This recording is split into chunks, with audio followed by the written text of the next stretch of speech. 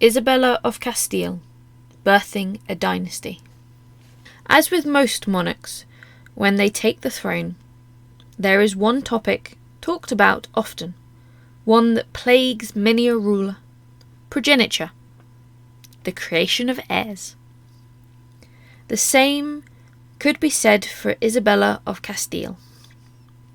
When Isabella married Ferdinand in 1469, successful offspring seemed to be an easy thing. Unlike with many royal marriages, we hear of Isabella becoming pregnant soon after her marriage. Due to the separate travel Isabella and Ferdinand undertook after their wedding, there is even solid grounds that Isabella fell pregnant on her wedding night. All signs seemed promising, and Isabella compared to her half-brother, the suspected impotent Henri, Isabella's claim to the throne of Castile held much more promise.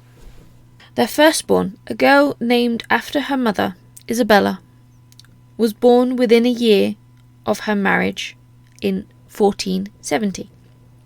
A ruler-to-be and her heir. The dynasty had promise of being solidly entrenched, and indeed Queen Isabella went on to have several more children, but it was not without its own issues. After having her daughter, Queen Isabella did not seem to conceive for another 7 years. Now some of this time could be down to the simple truth: they were not always together. For many a time, each heir, Isabella and Ferdinand, and then subsequently when they rose, each monarch, had a commitment to their countries. Neighbouring countries they may be, but at times they were each needed in their own. Compared to modern times, travel was a lot slower in the age of Ferdinand and Isabella. Travel took days, weeks, and even months. There were occasions Isabella and Ferdinand did not see each other for months on end. It was not helped with how large both of their countries were, nor how both, but Isabella in particular, had a travelling court. This meant she could be anywhere in Castile that she fancied. Useful for dealing with matters, less so when at times she would travel further from the border of Aragon and her husband. Rumours did speculate through the courts that Isabella conceived and then miscarried in 1474, although the truth of this we do not know, as there is no official documents or records of this subsequently happening. It could very easily be court gossip. However, Isabella must have been suffering from the strain of only having one child in the nursery. Her fertility became a talk of speculation, and the anxieties were mounting up. Isabella, a staunch Catholic, took a drastic approach. She took on a Jewish doctor named Lorenzo Bados to her retainer. He was to help with her fertility. The mounting pressure for Isabella to conceive would have been daunting. The dangerous times of only having one child, and a daughter no less, put everything at risk. Although the Infanta Isabella seemed like a robust baby, things could change drastically. The dual monarchy relied heavily on an heir. In addition, if Isabella was the only child produced from the union of the Catholic Monarchs, there was a significant chance she would only inherit one nation. The law for Aragon dictated differently for male offspring to female. Should Isabella have a boy, he could inherit both, no matter what. However, a girl had to be born within the realm of Aragon to be allowed to succeed the throne. the Infanta had been born in Castile. Pulgar recorded that Queen Isabella tried many ways to increase her fertility.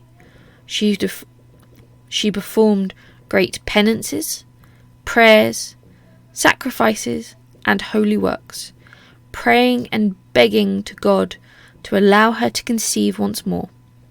And eventually, she did. In June 1478, Queen Isabella took to bed as her labour began. After many an hour, she successfully gave birth. It was a boy. Juan was born 30th of June 1478, a male heir to unite both realms for all time. The people rejoiced. Celebrations took place throughout Castile and Aragon. Prayers seemed to have been answered. Named after both of his grandfathers, who shared a first name, Juan was carried around all of Spain.